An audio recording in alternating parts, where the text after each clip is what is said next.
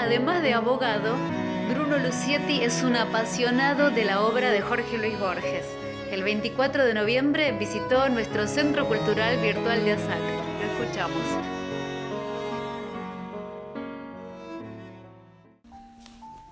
Como yo, que soy una gota, voy a hablar del río. Como yo, que soy un instante, voy a hablar del tiempo. Buenos días. No sabes lo feliz que estoy de poder compartir esta mañana con vos y hablar de mi escritor favorito. Mi nombre es Bruno y quiero hablarte de Jorge Luis Borges. Como no soy un experto en literatura, soy simplemente un abogado, no podría transmitirte muchos detalles académicos. Mi intención es transmitirte lo que me pasa cuando leo a Borges. Bueno, ojalá que despierte algún interés en vos en acercarte a la obra de Borges si es que no lo hiciste hasta ahora, o que te vuelvas a encontrar con él si lo dejaste, o que mantengas el contacto fluido si es que lo tenés. Para eso quiero contarte y comentarte un cuento que se llama El Milagro Secreto. Es mi cuento favorito. Mira, participo hace más de 10 años en un grupo de lectores apasionados de Borges y nunca hablé de este cuento en ese grupo. Nos juntamos una vez al año y hablamos un ratito cada uno sobre algún poema, algún cuento o algún ensayo de Borges, y yo nunca hablé del Milagro Secreto. Es que lo siento muy personal. Todavía me emociono cuando lo leo. Hay como un goce que me cuesta compartir, como si el amor por el cuento fuera un amor celoso, digamos.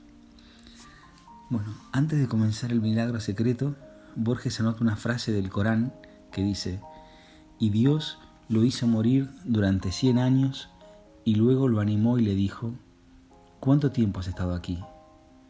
1 día o parte de 1 día, respondió. El tiempo es uno de los temas centrales del cuento y es uno de los temas favoritos de Borges. Yo diría que es el tema favorito de todo escritor o de todo poeta.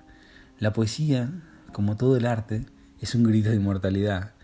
Hay un deseo de vivir todas las vidas. Por eso no es extraño que el tiempo sea el tema favorito de los grandes escritores. Decía que el cuento se llama El Milagro Secreto. El contexto del cuento es la Segunda Guerra Mundial. El protagonista es un escritor judío que se llama Jaromir Ladik. Vamos a decirle Jaromir. Borges lo presenta como un escritor cuarentón que había escrito algunos ensayos y que estaba preparando una novela en versos que se llamaba Los Enemigos. Borges también presenta a Jaromir como un personaje solitario.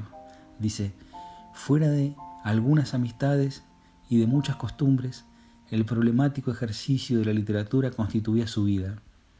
Todos los libros que había dado a la estampa le infundían un complejo arrepentimiento.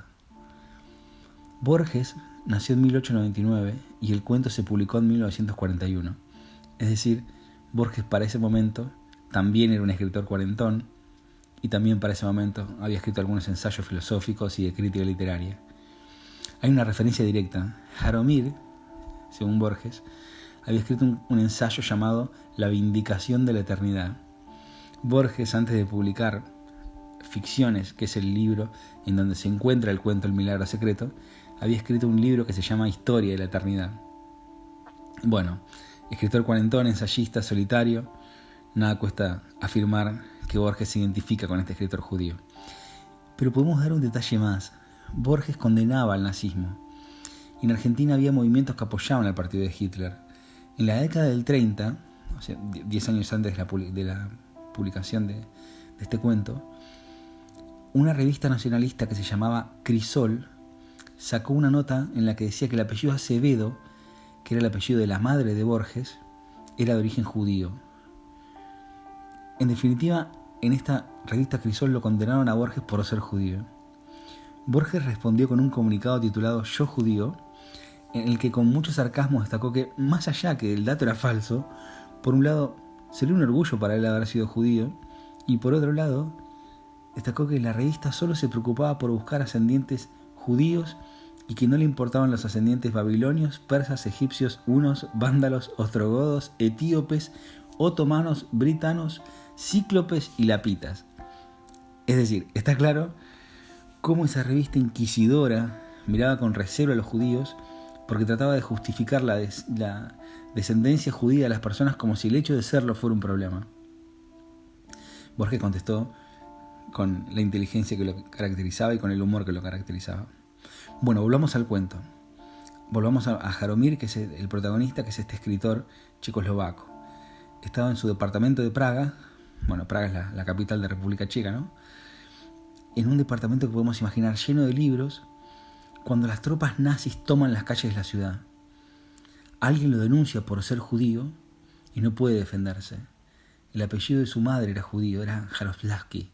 Muchos de sus textos tenían referencias judías y había apoyado ciertos movimientos judíos en Austria.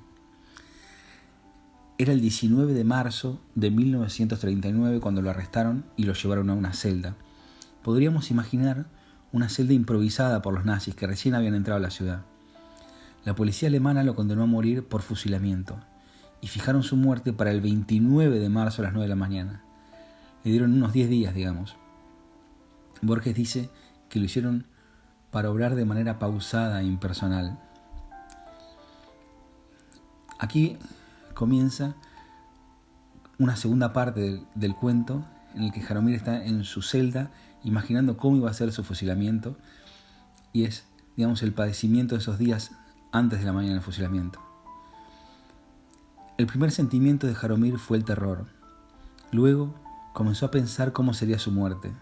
Dice Borges: Jaromír murió centenares de muertes, en patios cuyas formas y cuyos ángulos fatigaban la geometría, ametrallado por soldados variables en número cambiante que a veces lo ultimaban desde lejos, otras desde muy cerca. Afrontaba con verdadero temor, quizá con verdadero coraje, esas ejecuciones imaginarias. Luego pensó que la realidad no suele coincidir con las previsiones. Por eso en un primer momento se convenció de que si imaginaba algo, la realidad iba a ser distinta. Entonces pensó en muertes atroces para que no sucedieran. Después tuvo miedo de que esas previsiones fueran proféticas. Estaba desesperado. A veces en su desesperación decía, bueno, si mi muerte va a ser el 29 de marzo, esta noche, por ejemplo la del 26, soy inmortal. Otras veces pensaba que no veía la hora del fusilamiento para que termine esa tortura. Llegó la última noche, la noche del 28. Se puso a pensar en su obra, esa obra que estaba escribiendo en versos, que se iba a llamar Los enemigos. Iba a ser un drama de amor también. Dice Borges que Jaromír eligió el verso para escribir la novela en vez de prosa, porque el verso impide que los espectadores olviden la irrealidad que es condición del arte. Esto es así, cuando uno se enfrenta a algo escrito en versos, sabe que es literatura. En cambio, cuando está en prosa, cuando está escrito todo seguido, puede ser un reporte policial o cualquier cosa. Como está escrito el diario, digamos. Pensemos en un poema cualquiera, un poema escrito en versos. Voy a leer un poema de Borges, 2 estrofitas. Me acuerdo fue en Valvanera, en una noche lejana, que alguien dejó caer el nombre de un tal Jacinto Chiclana. Algo se dijo también de una esquina y un cuchillo. Los años no dejan ver el entrevero y el brillo. Bueno, esto sería en versos. Y cuando uno enfrenta a un poema en versos que respetan cierta medida de sílabas, esa medida de sílabas se llama métrica, y cierta rima también, sabe que se enfrenta al arte. Bueno, Jaromír había trabajado mucho en su novela en versos, y era la noche anterior a la de su muerte, y se da cuenta que le hubiera encantado tener un año más para terminarla. La novela se trataba, para resumirla, en la pelea de 2 hombres por el amor de una mujer que se llamaba Julia. Dice Borges que Jaromír había terminado ya el primer acto y alguna escena del tercero. El carácter métrico de la obra le permitía examinarla continuamente, rectificando los hexámetros, sin el manuscrito a la vista. Pensó que aún le faltaban 2 actos y que muy pronto iba a morir. Habló con Dios en la oscuridad. Si de algún modo existo, si no soy una de tus repeticiones y erratas, existo como autor de Los enemigos.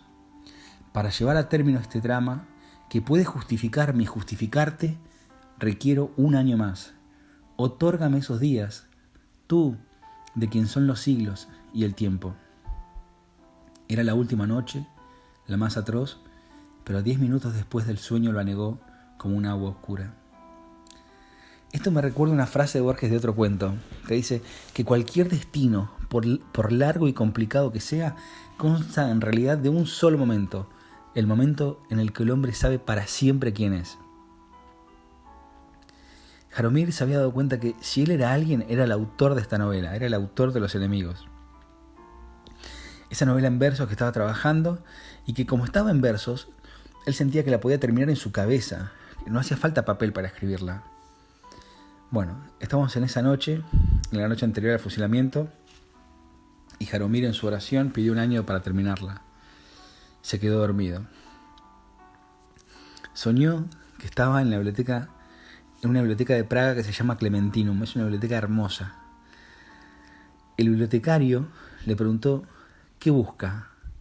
Jaromir le respondió: busco a Dios. El bibliotecario le dijo: Dios está en una de las letras de una de las páginas de uno de los 400.000 tomos del Clementinum. Jaromir tomó un libro y era un atlas. Lo abrió al azar y vio un mapa. Tocó una de las mínimas letras del mapa y una voz le dijo: el tiempo de tu labor ha sido otorgado. Aquí Jaromir se despertó. Borges dice en el cuento que este bibliotecario era ciego. Eso también es autorreferencial. Borges fue bibliotecario. De hecho, al momento de escribir este cuento era bibliotecario en la biblioteca Miguel Cané en Boedo. Y fue perdiendo la vista gradualmente. De hecho, podríamos pensar que es una referencia premonitoria, digamos. Borges dijo que si tuviera que poner una fecha en la cual se quedó ciego fue el año 1955. Ese fue el año en el que no pudo volver a leer. Y ese mismo año lo designaron director de la Biblioteca Nacional. Es decir, Borges también fue un bibliotecario ciego, pero como 15 años después de la publicación de este cuento. Volvamos al cuento. Jaromir había pedido terminar la obra, soñó, y en el sueño una voz le dijo que le habían otorgado el tiempo de su labor. Jaromir se vistió. 2 soldados entraron en la celda y le ordenaron que lo siguiera. La realidad fue menos rica que lo que Jaromir previó en las noches anteriores. Varios soldados, algunos de uniforme desabrochado, revisaban una motocicleta y la discutían. El sargento miró el reloj. Eran las 8:44. Había que esperar a que eran las 9. Jaromir, más insignificante que desdichado, se sentó en un montón de leña. Advirtió que los ojos de los soldados reunían los suyos. Para aliviar la espera, el sargento le entregó un cigarrillo. Jaromir no fumaba. Lo aceptó por cortesía o por humildad. Al encenderlo, vio que le temblaban las manos. El día se nubló. Los soldados hablaban en voz baja como si él ya estuviera muerto. Vanamente procuró recordar a la mujer cuyo símbolo era Julia. El pelotón se formó, se cuadró. Jaromir, de pie contra la pared del cuartel, esperó la descarga. Alguien temió que la pared quedara manchada de sangre, entonces le ordenaron que avanzara unos pasos. Una pesada gota de lluvia rozó una de las sienes de Jaromir y rodó lentamente por su mejilla. El sargento levantó la mano para dar la orden y gritó: fuego. El universo físico se detuvo. Aquí llegamos al centro magnífico del cuento. Los soldados apuntaban contra Jaromir, pero estaban inmóviles. El brazo del sargento eternizaba un ademán inconcluso. En una baldosa del patio una abeja proyectaba una sombra fija. Jaromir no sabía si estaba muerto o loco o si el tiempo se había paralizado. Luego reflexionó que en tal caso también se hubiera detenido su pensamiento. Quiso ponerlo a prueba. Repitió, sin mover los labios, la misteriosa cuarta égloga de Virgilio. Quisiera hacer un pequeño asterisco en este punto. Virgilio fue un poeta romano, fue el que escribió la Eneida, este libro que está escrito en versos también, en el que se cuenta, la historia del saqueo de Troya. Aquí está el famoso caballo de Troya, por ejemplo. Virgilio era un poeta, este poeta romano, y escribió entre sus obras 10 églogas. Las églogas son poemas en los que se suelen contar asuntos pastoriles o campestres. De entre estas 10, en la cuarta habló de un niño que, para resumirlo, iba a venir a salvar el mundo. Pero esta égloga se escribió 40 años antes del nacimiento de Cristo. Y San Agustín, por ejemplo, pensaba en que esta égloga era una égloga profética porque profetizaba el nacimiento de Cristo. La referencia mágica es maravillosa, me encanta esta referencia. Jaromir, para demostrarse que podía pensar, Sospechando que el milagro había ocurrido, repite este poema profético. Volvamos al cuento. Jaromir estaba en este patio, frente al pelotón de fusilamiento, inmóvil, paralizado. Durmió y al cabo de un plazo indeterminado, al despertar, el mundo seguía inmóvil y sordo. En su mejilla perduraba la gota de agua, en el patio perduraba la sombra de la abeja, el humo del cigarrillo que había tirado no acababa nunca de dispersarse. Por fin entendió. 1 año entero había solicitado de Dios para terminar su labor y 1 año le otorgaba su omnipotencia. Dios operaba para él un milagro secreto. Lo mataría el plomo alemán en la hora determinada, pero en su mente 1 año transcurriría entre la orden y la ejecución de la orden. De la perplejidad pasó al estupor, del estupor a la resignación, de la resignación a la súbita gratitud. No disponía de otro documento que la memoria y tuvo que aprenderse cada verso que agregaba. Y así fue terminando su obra. Dice Borges, no trabajó para la posteridad ni aún para Dios, de cuyas preferencias literarias poco sabía. Minucioso, inmóvil, secreto, urdió en el tiempo su alto laberinto invisible. Terminó su drama cuando encontró el último adjetivo que le faltaba. La gota de agua resbaló sobre su mejilla, inició un grito enloquecido, movió la cara, la cuádruple descarga lo derribó. Jaromir Ladik murió el 29 de marzo a las 9:02 de la mañana. Bueno, así termina este relato increíble. Yo tengo para mí que es un canto a la vida, pero si crees que estoy exagerando, por lo menos podemos coincidir. Quisiera que coincidas conmigo en que es un canto a la literatura por la literatura misma. Es la historia de un hombre que quiere escribir por el solo hecho de escribir. No le interesa publicar, no le interesa recibir un premio. No escribe para vender, digamos. Y así era Borges. A Borges le criticaban que no escribía cosas de su época. Le decían que no era un escritor de su época. Pero Borges es un escritor universal. Borges no escribió para respetar una moda o satisfacer editoriales. Escribió lo que quiso por amor a la literatura, como Jaromir. También creo que podría decirse que es la historia de aquel que se da cuenta que la felicidad no está en el resultado de la obra, sino en el ejercicio de la obra. En ese goce final, el goce de quien ejerce el arte en cualquiera de sus formas. Y ese goce está en la ejecución, no en el resultado final. El resultado final puede ser peor o mejor. Lo que más se disfruta es el hecho artístico, ya sea escribir, y cuando digo escribir pensemos en Jaromir, que escribía en su cabeza, es decir, que el arte no necesita de ningún soporte, puede prescindir de papeles y de lápices, de tapices. Decía que lo que más se disfruta es el hecho artístico, ya sea escribir, esculpir, cantar, tocar un instrumento, cualquier forma del arte. Bueno, además de estas conclusiones literarias, también podría pensarse en una conclusión política. No sé si Borges me permitiría esta conclusión. Él odiaba las moralejas. Pero cuando digo conclusión política me refiero a que creo que también esta es la historia de la libertad. Digamos que nadie puede, ni el ejército alemán que controló el mundo entero, puede privarnos de la libertad de pensar y de la libertad de hacer arte. Hasta los pueblos más devastados y sufridos conservan sus costumbres artísticas y nadie puede hacer nada para evitar que pensemos en libertad. Para terminar quisiera recordar un poema de Borges que me encanta y que de algún modo me recuerda al milagro secreto. El poema se llama Los Justos. Hay 2 nombres propios en el cuento. Uno es Voltaire, un filósofo francés que también fue poeta, y Robert Louis Stevenson, fue un escritor escocés al que también Borges admiraba. Es el autor de novelas como La isla del tesoro y El extraño caso del Dr. Jekyll y el Sr. Hyde.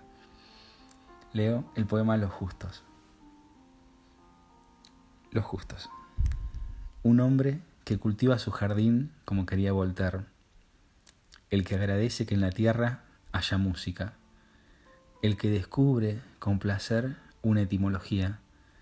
2 empleados que en un café del sur juegan un silencioso ajedrez. El ceramista que premedita un color y una forma. El tipógrafo que compone bien esta página que tal vez no le agrada. Una mujer y un hombre que leen los tercetos finales de cierto canto. El que acaricia a un animal dormido. El que justifica o quiere justificar un mal que le han hecho. El que agradece que en la tierra haya Stevenson. El que prefiere que los otros tengan razón. Esas personas que se ignoran están salvando al mundo. Muchas gracias. Este fue el comienzo de un encuentro que duró 2 horas. Bruno conversó largo y tendido con los integrantes del grupo, entre los cuales estaba Jorge Goller, concurrente de ASAC, quien hace más de 30 años sacó la foto de Borges que aparece en este video. Para cerrar, escuchamos a Olga Becerra, también concurrente de ASAC, que ese día estaba acompañada. Ay, Vero, esto fue de novela.